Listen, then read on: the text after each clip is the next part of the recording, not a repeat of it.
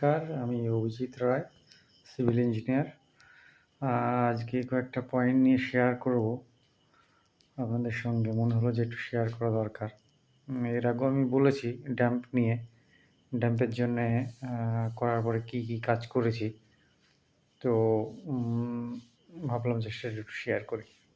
এই যে আমার পিছনের দেওয়ালগুলো দেখেছেন, আমি অলরেডি এর আগের ভিডিওটাতে আপনারা দেখতে পাবেন যে কী করেছিলাম। সমস্ত প্লাস্টার, পুরনো প্লাস্টার পুরো রিমুভ করে দিয়েছি, দিয়ে নতুন করে প্লাস্টার করে আবার রং করে দেওয়া। এইসব দেওয়ালগুলো এগুলো আমি দেখিয়েছিলাম আগে আপনাদেরকে। এইসব দেওয়ালের সমস্ত ড্যাম্প হয়ে গেছিলো, ক্র্যাক নিয়ে গেছিলো।